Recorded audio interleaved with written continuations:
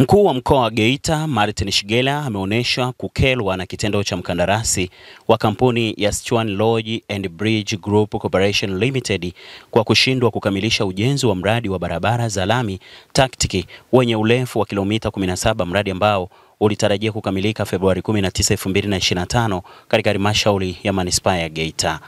Akitoa maagizo ya kukamilika kwa mradi huo, Shigela ameiagiza halmashauri ya manispaa ya Geita chini ya mkurugenzi Yefred Mienzi pamoja na mhandisi mshauri wa manispaa hiyo kuhakikisha wanasimamia maagizo ya mkataba ulioongezwa ili mkandarasi huyo aweze kukamilisha mradi huo kwa wakati, wananchi waweze kutumia matunda ya serikali ya awamu ya 6. Hizi ni ripoti za Ayo TV na Mirada Ayo kutokea halmashauri ya manispaa ya Geita mkoani Geita. Mimi ni Baraka Fulgence.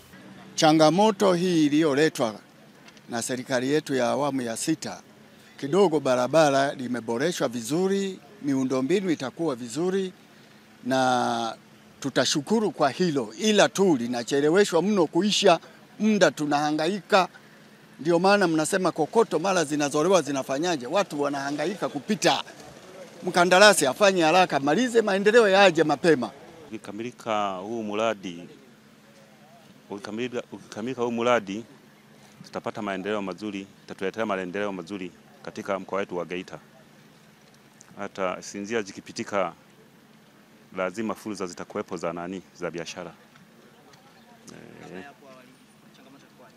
Changamoto ilikuwa sasa barabara zikikosekana, changamoto ilikuwa barabara hazipitiki, tunakosa maendeleo sasa ya kunani. Yaani tuseme tu hivyo, waandishi wa habari.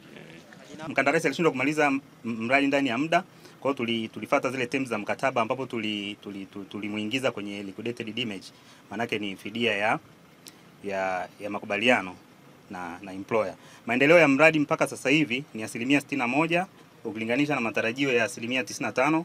Mkwamo ni 34%. Maendeleo ya kazi za kudumu ni 53%. Muda halisi wa kumaliza ni ilikuwa ni tarehe 19 Februari kama nilivyosema hapo mwanzoni. Muda uliorekebishwa mradi baada ya kuongeza siku 100 za ambazo atakuwa na katwa bilioni 22 kila siku baada ya kushindwa kumaliza mradi ndani ya muda, umerekebishwa utakuwa ni tarehe 8 mwezi wa pili mwaka 2026.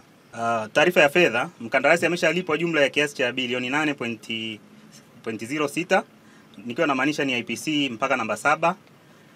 Maendeleo ya kazi kwa barabara, mradi wetu una barabara 4 ambazo ni Mkolani Mwatulole ambao ndio hii tupo hapa sasa hivi na kilomita 5.9, Mwatulole Mshinde Twiga ambao ni kilomita 2.4, Nguzo 2 Samandito ambao ni kilomita 1.7 na Imama Kengele Mwabasabi ambao ni kilomita 3.1 ambao inaleta jumla ya kilomita 17. Mkolani Mwatulole ambao tupo iko 65%, Mwatulole Mshinde Twiga iko 50%, Nyankumbu Kivukoni iko 39%, Nguzo 2 Samandito iko 53%, Imama Kengele Mwabasabi iko 3%. Jengo la ofisi ya mradi limekamilika na liko kwenye matumizi. Changamoto kubwa ambazo zilikumba huu mradi ilikuwa ni ucheleweshaji wa vifaa. Ni mkandarasi mwenyewe alishindwa kuleta vifaa ndani ya muda kwa hichi kipindi ambacho kilipita. Upungufu wa rasilimali na ufanisi wa vifaa vyake vilikuwa vinakuja lakini ni vipukuu, lakini alikumbushwa kimkataba pia. Kuchelewa kwa kuletwa mitambo mikubwa kama ya usagaji wa kokoto na lami. Kama mnavyoona lami ndio wameanza sasa hivi, ilitakiwa waanze kipindi cha nyuma sana. Fedha, mtiririko wa fedha pia mkandarasi ulikuwa una shida. Na mradi huu umeanza tangu 2023.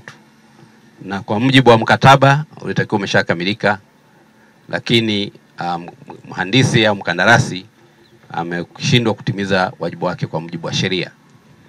Na nashukuru halmashauri ambaye ndio msimamizi kwa ushirikiano na mhandisi mshauri pamoja na mamlaka zingine kwa kuzingatia mkataba unavyotaka. Kwanza kumpa muda wa kuongezea ili aweze kuongeza spidi, lakini pili baada ya kumalizika huo muda kuingia kwenye taratibu za pili ambazo zinatakiwa kwa mujibu wa sheria, ikiwa ni pamoja na kwanza kumkata ile ambayo inaitwa kwa lugha ya Kisukuma liquidated damage. Sasa ni vizuri mkurugenzi wa manispaa pamoja na mhandisi mshauri kuanza kutafakari hizo siku 100 ifikapo tarehe 8 mwezi wa pili, what the way forward, ili sije ikafika alafu ndo tunaanza kujadiliana. Na pili, lazima tuongeze usimamizi wa ufuatiliaji wa kila siku. Ikiwezekana kila mara na kama mmeongezea muda kutoka masaa 10 mpaka masaa 10 na ngapi? 14. Basi lazima usimamizi huo pia uweze kufanyika. Sasa unaweza kaongeza masaa alafu inapofika saa 11 saa 12 tayari mtu ameshafanyaje? Ameshafunga vilago. Kwa hiyo kufanya kazi kwa mazoea ni jambo ambalo alikubariki kwenye serikali ya awamu ya 6 ya Dr. Samia Suluhu Hassan, na vyema wananchi wote tukalitambua hilo, na hususan sisi viongozi na watendaji ambao tunawajibika kusimamia fedha ambazo zinaletwa, na fedha hizi za Watanzania, kwa sababu Benki ya Dunia inatukopesha, haijatupa msaada na tunawajibika kuja kuzirejesha. Kwa hiyo kandarasi anayekuja kufanya kazi asione hili ni shamba la bibi akajifanyia anapotaka. La tatu, ni vizuri tukaendelea kuwaelimisha wananchi juu ya uwepo wa barabara hii, kuendelea kulinda miundombinu inayopatikana kwenye barabara zetu. Yuko kasumba na tendency kwenye baadhi ya maeneo, wananchi wanapoona kuna fursa zinapatikana kama hivi, kuna kokoto, anaka ujenzi kaka anaanza kuokota mawe, anadhani yamesahaulika.